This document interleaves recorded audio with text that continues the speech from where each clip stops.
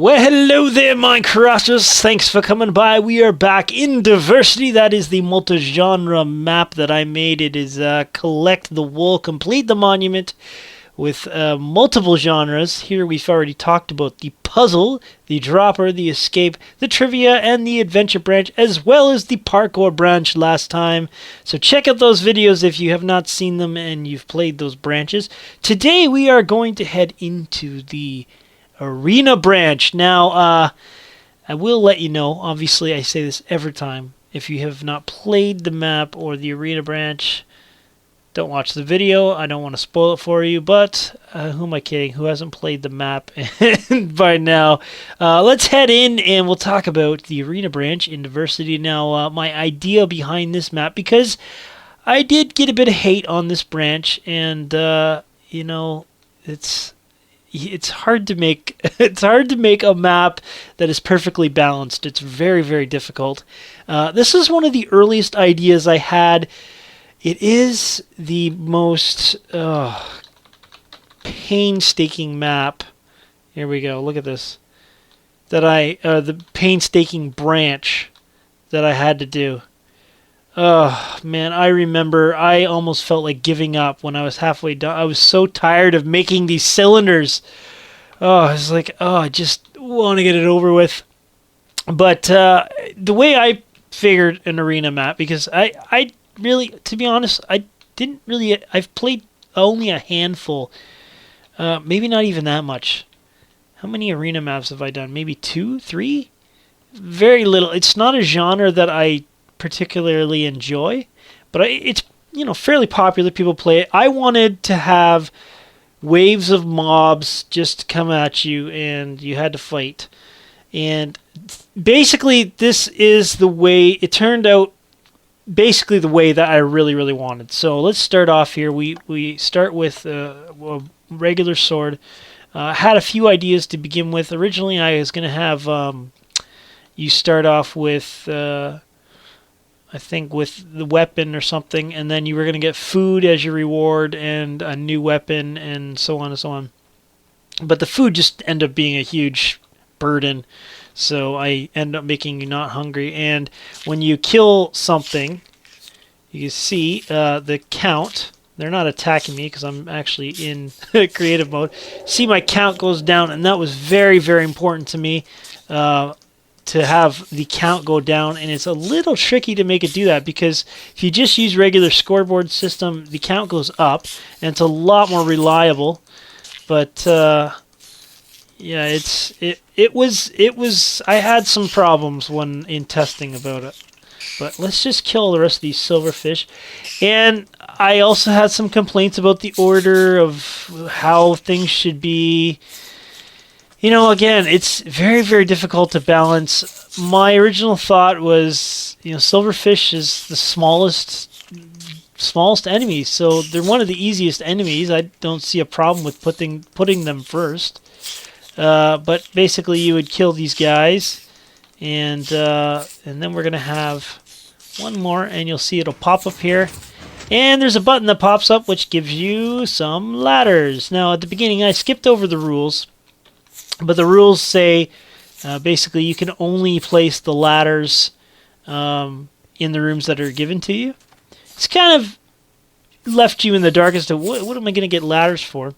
And again, there's our Diversity Chisel Quartz doorway. You place the ladders. One cool thing is if you bring ladders over, you lose them. So that was really important to me. I tried so hard to make this branch cheat-proof. Still, you can cheat it, but oh man, I tried so hard. And then when you get here, you can regenerate all your health, and you can also get your new reward, which is leather tunic and a new sword. Every time you press this, you get a new sword. So you can, you know, you won't hopefully break your sword when you're out there. The regenerate, I had again, trying to make it completely cheat-proof, is the only person who's going to regenerate is the person who's up here. It's only going to regenerate you for a second. I thought in case one guy's down there and saying, hey, regenerate me, quick, hit that, and I'll just win. Yeah, I tried to stop that. just before I get into the mechanics of how it works, let's just go over all the mobs. So we have our slimes as number 2. Slimes are very difficult to look at. That's not actually supposed to happen, but because of the way that spawners work, this is built before the summon command came out. It is very difficult to make the count of slimes and magma cubes specific. And magma cubes are over here. Now, a lot of people thought they were too hard early in the map. I don't find magma cubes difficult, but you know, I can understand the frustration. They're very similar to slimes to me. That's why they're in number 3. But as far as the way this one's built and my ideas behind it, I'm going to defend it heavily. I'm not going to change. Okay, for instance, one of the biggest problems about the arena branch is when people killed the mobs. So we already beat the first level. I had so many complaints saying, "Oh, I wish they would stop spawning. I'd hate that. Stop spawning so I can get..." No. I'm going to argue that point till the day I die. They will not stop spawning because the challenge is that if you die, you get sent back. And yeah, you can go back to where you left off, but you have to wade your way through these little first villains again. So yeah, and when I originally put out the map, I should have put more checkpoints. I agree with that. But you're not going to start at the branch that you died. That's not the way that I wanted to do it, and that end of discussion, guys. That's it. If you don't like it, you make an arena map where you can start there. But basically, here's the idea. I want to have a sand base, like an arena, like a gladiator arena. I wanted to have a circular room, which I both those are like that. And I wanted to have waves of enemies come at you. And I used to play a game called Fable. And Fable was a very fun game with major disappointments. Each one consecutively the creator gave more promises and didn't deliver on them. But in one of the, I think Fable 2, I believe it's number 2, there was something called actually it was in the first one as well. The Crucible, which was you kill a bunch of enemies. So you kill these enemies. And you move on to the next level, and you have the choice of whether to take the prize or leave. But if you die, you do not get, you start back at the first level, and that's sort of how I wanted to represent this arena branch. But I didn't play a lot of arena maps, so it's partially my fault for not doing research. One of the biggest things people complain about is I said no TP, no, that's the penalty. You start back at the beginning. So anyway, we don't need to argue about that anymore. That's how I wanted to do it. That's the way it is. When you're a map maker, you get to make those decisions. But yeah, and they go through all the guys. One major disappointment is I did not have gas. I really, really, really wanted gas. But spawners have this property. So when I say spawners, I'll show you here. Oh, get out of the way, man. Here we go. There's a spawner. They're all being spawned with spawner cubes. And if you get a spawner cube spawning enemies, once the enemy goes past 1, 2, 3, 4, I think the 5th block. So if the enemy is up here, I believe, the spawner doesn't count them anymore. So with gas, because they fly away already, there was no limitation. It's a bug in Minecraft, I believe. That I don't see why it would be intentional. I couldn't put gas in because they would just constantly spawn. You would have like 100 in this area, and it would just be impossible. So sadly, I couldn't do gas. I could now if I wanted to redo the map with summon commands, but that is way too much work. That is also why the magma cubes and sometimes the slimes but especially the magma cubes. That is also why they're back in 3. That is also why they spawn too much, is because the magma cubes is when they jump too high, then the spawner thinks there's not any there, so it keeps spawning them. But anyway, yeah, that's it in a nutshell.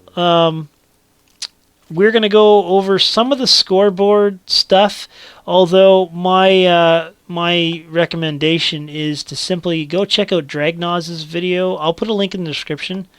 Or there is one right now, if you look at the description. And he's just a really cool Minecrafter that he taught me the scoreboard system. I didn't know how to do the scoreboard system before I made this map, and I'm really proud of it. So the way that the scoreboard system works is a combination of Dragnoz and Jesper the End's item clock, and we'll show you that in a minute. But I also wanted to show you this last section here. Oh man, I loved making wither skeleton, or not wither, spider jockeys. I loved it, making the spider jockeys, because when I was making the map, I accidentally put a spider on top of a skeleton instead of the other way. It looked like a Russian dude. Oh, this one here, just to answer you why there's glowstone here, is just because glowstone won't light on fire. Otherwise, because there's no, it's in adventure mode, you can't put a fire out. So if I was to get a flint and steel, and actually it won't happen because I'm in creative, but if they were to shoot and light on fire, it's not going to go out. You can't punch it out unless you're in creative mode. So you can't light glowstone. The other option was to have slabs or stairs, but the problem with that is I had some lag issue, and the glowstone actually solves some of the lagging with the blazes. Now the blazes have that same problem. If they fly up, then the spawner doesn't count them and will keep spawning them. But I didn't want you to have to deal with walking on fire. I just wanted you to deal with them shooting at you, and that's why we have the glowstone there. Pigmen, pigmen are actually tough in groups. That's why they're near the end. And then Endermen never really worked the way I wanted to, but I wanted to have one of every different type of mob.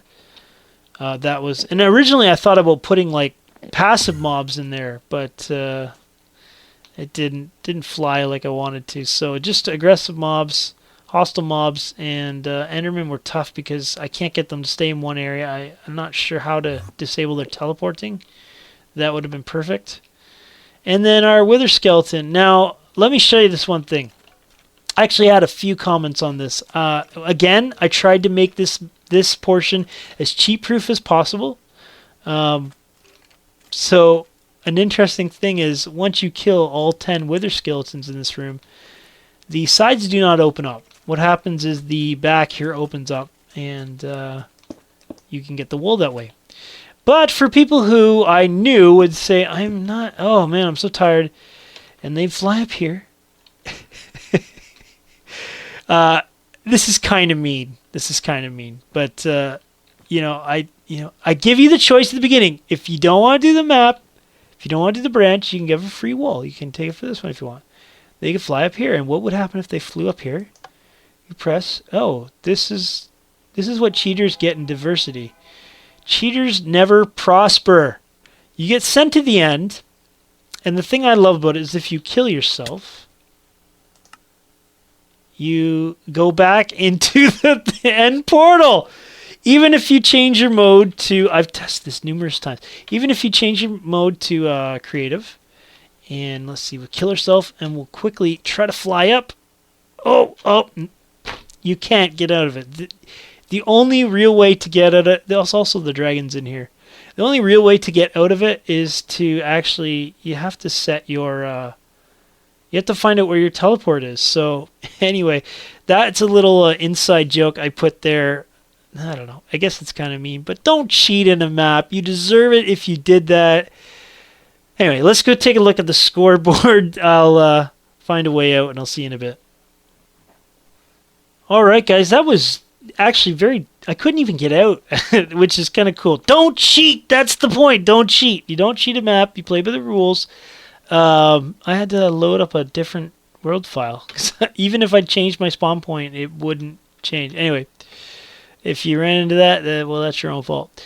So we're going to talk about the scoreboard system. This is just the rules. But the scoreboard system is actually a little complicated, and I don't have enough time to really explain it in depth of what's going on, so I'm going to try my best to sum it up. But this whole system was a combination of Dragnoz. He's another Minecrafter that explains how the scoreboard system works. I didn't know how to even use it before I started making the arena branch. Very good. And Jesper's item spawner clock there. But apparently he uses something else now. But anyway, I'm going to go through my opinion of it and my idea behind it. This whole scoreboard section, they're all kind of identical from each segment, each arena, whatever cylinder from the next. It just changes levels.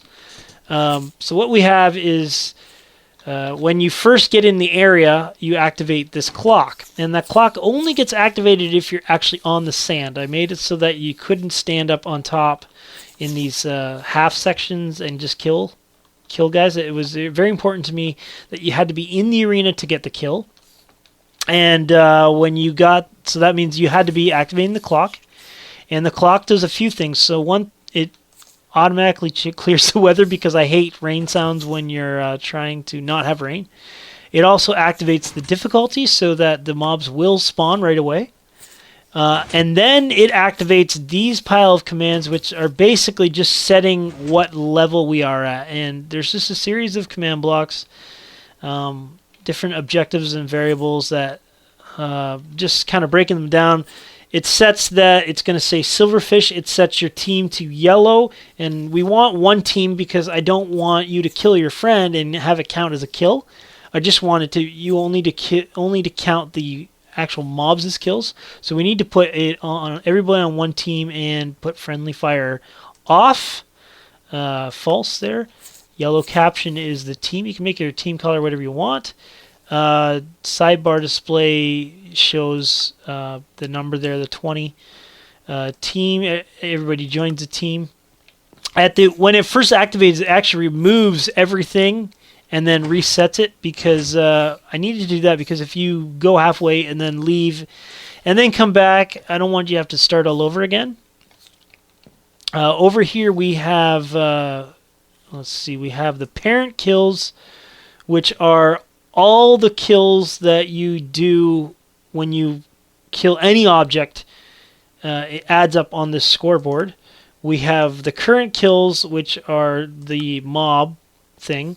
We have the level, and the reason there's a level in there, basically I had to have another objective that said if you are on level 2 and you die and you get sent back, then if you kill mobs in level 1, they're not going to count towards your kill. You have to kill them in the actual arena that you're on. And this also sets it. So we have to add the objectives. We have to add them by name, and then we have to set the number as well. And yes, it can be a little complicated, but I had to delay them in certain areas. This is going to go over your head if you're not into command blocks or redstone. And I'm not really that great at it either. It just... You work on it enough, you can get it to work. Over here, we have a couple of clocks. A really fast comparator clock here. I put it on Glowstone to try and help with the lag. It does a few things. One, it's always checking to see if you got zero kills. Because once you get 0 kills, you've won that round. Start at 20 or whatever, 10, get down to 0, you've won that round, and then it has to activate. So one cool thing about comparators is if a command block is being powered and the answer to whatever it's doing is yes, so let's say if I was saying, do I have 20 in my slot there? This would light up. If that's the objective I put in there, it would light up, and then we can activate something. In this case, it just activates this little piston release here and reveals the button. And the button activates this wiring, which does two things. It shuts off this so that what does it do? It pulls this up so that you can't activate this silverfish thing again, and it also gives you ladders so you can get out. But besides that, it's testing for your win. So there is a test for command here, and test for just says if the player is within these parameters. So it could be if they have this score, or it could be if they are in this vicinity, whatever. Everything in these brackets, it has to be all of that. If the player has all these set, then we're going to light up this comparator and we're going to activate something. It's a little complicated. Best I can explain for it. The other thing it's going to do is the clock is always activating this here. This is a no hunger command. It was very important to me that you wouldn't go hungry. That was a major issue in testing. So I found out how to do that. You'd never get hungry. And we also have a test for here of current kills. And this is constantly changing. So as soon as you make one kill, it activates this. And this is another clock. And what happens is if you make a kill, it's going to deactivate this torch, which then will activate this clock. And this clock, you see my score going down. Because basically every time I kill something, it activates this comparator, which activates this clock, but then it resets my kills to 0 and removes a point. So it would go, this clock would say, okay, you just killed a silverfish, because regular scoreboard, it will count up. So you killed a mob, you got one kill. I really, really wanted to have a countdown. I thought that would work better. So it's already setting your kill at 20, and 20 is actually an objective I made up. It's not actually your kill count. It's just a number that goes in that slot. So it says 20. And then what it does is it resets the kills. So it says, yeah, you got a kill. Okay. Oh, now you don't have a kill. Oh, you got a kill. Oh, now you don't have a kill. You got a kill. No, you don't have a kill. So every time you kill one, it says, no, you don't have a kill. I'm going to get rid of that. But on that made-up number, so the 20, or right now it says 8, that number there, it's set to 20, and I remove one there. So, okay, you got a kill.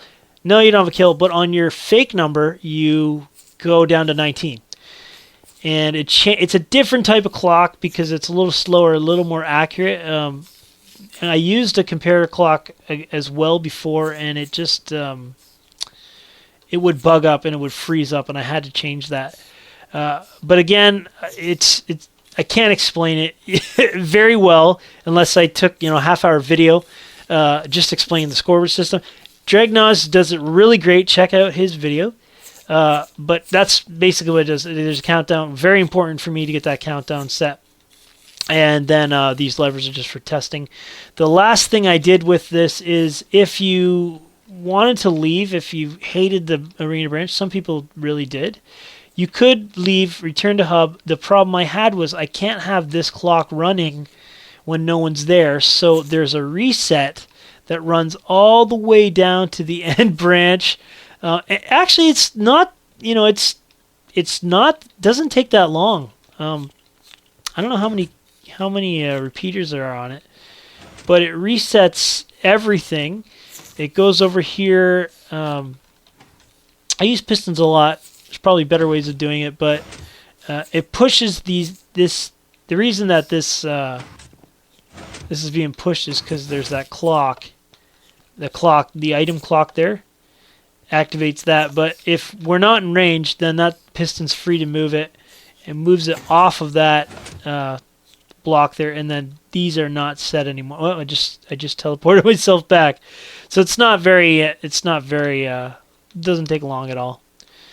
But I think that's about it for my scoreboard system. Yeah, I do apologize. It's pretty difficult to explain that system. but to me, it was a huge learning curve.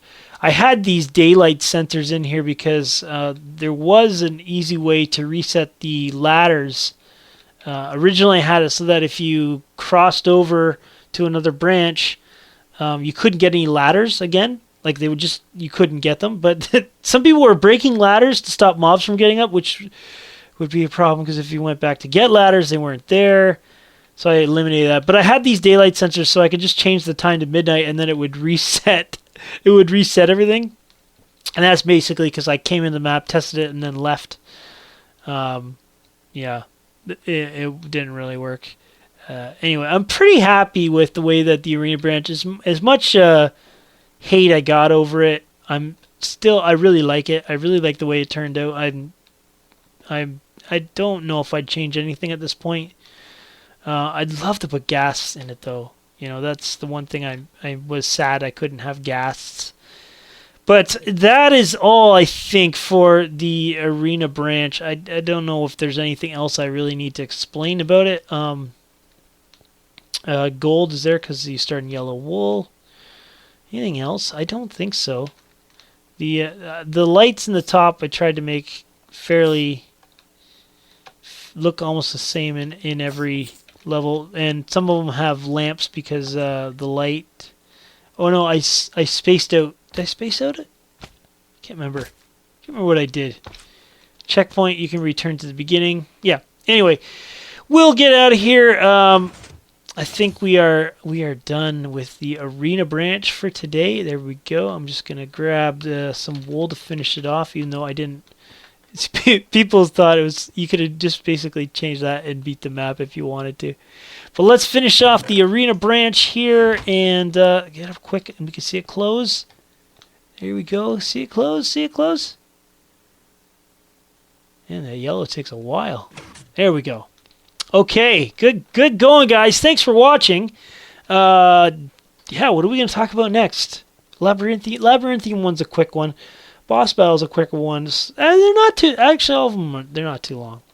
Let me know of these three what you want to talk about next. One of them in particular, I am not happy about at all.